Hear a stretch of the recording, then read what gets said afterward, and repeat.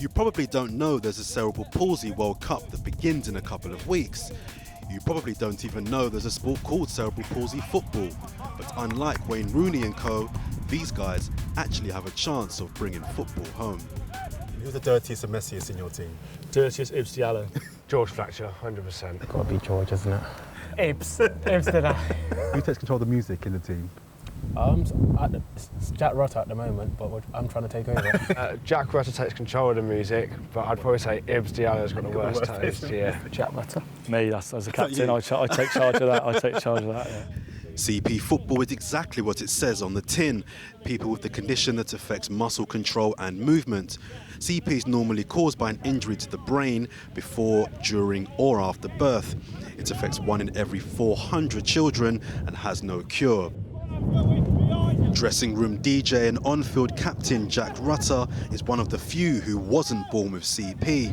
But from what I've been told, I was in the nightclub just over there. He was the victim of an unprovoked attack outside a nightclub, and after hitting his head on the curb, suffered brain damage that would change his life. It's March 2012. I was out with friends. When I've turned around, this boy smacked me in the back of the head, unprovoked assault, and that one single blow unfortunately led to me smacking my head on a curb, getting rushed to Frenchay Hospital in Bristol, special head unit. And after spending weeks in intensive care there, I left with a double fracture to my skull, brain hemorrhage, I was permanently deaf in my right ear, and I suffered moderate brain damage. I lost a great deal in my life. I worked so hard from sort of the age of 6 years of age up until 18 to achieve my dream. All I wanted to do was to be a footballer. That's all I wanted to do, and to come that close and have it taken away from you by my mindless act of violence was, very tough to deal with. How did you feel then and how do you feel now towards the man that attacked you? Is there still anger there? I'll say the anger and resentment has died down a lot. I'll be totally honest with you. I mean, a couple of years after it, even 3 years after it, I was absolutely fuming. But over time, probably because I've helped turn my life around myself, and I've got involved with the England CP team. I'm working with the Dame Kelly Home Trust. I'm doing great things. It's really nice to have been able to give them the chance to turn my life around. That resentment and anger has died down a lot now. When I personally made my transition from playing running basketball to wheelchair basketball, I was quite sceptical about the sport and whether I wanted to do that. Was it the same for you? I really didn't know what to expect. I've never heard of it before. If I'm being totally honest, I hadn't really heard of the Paralympics. It was something new for me, something new to get my head around. But as soon as I walked in the gates and saw what it was all about, I realised, this is a big, big deal. So that's when I really got my head around it and thought this could be my second chance in football. The rules of CP football differ slightly from standard football. There are 7 players on each team, with each match lasting 30 minutes each half.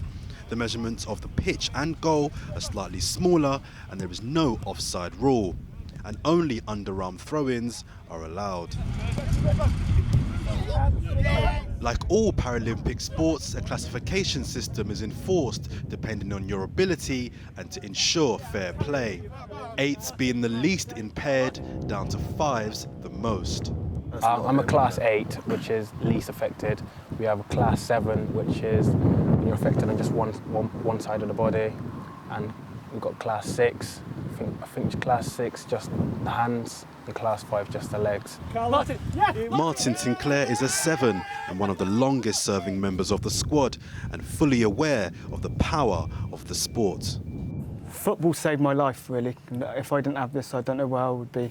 And at the end of the day, that's why I go around charities and stuff like that, because you don't see many disabled athletes who are role models, and I want to bring that perception that you can do something with a disability, and it's not what you can't do, it's what you can do.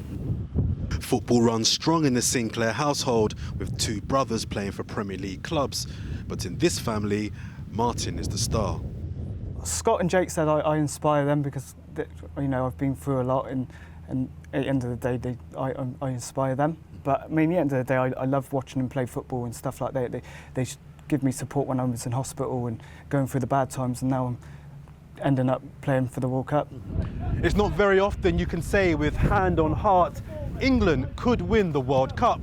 But with the CP World Cup this summer, England have a couple of world-class players in their squad, a top 10 ranking, and the advantage of it being on home soil here at St George's Park.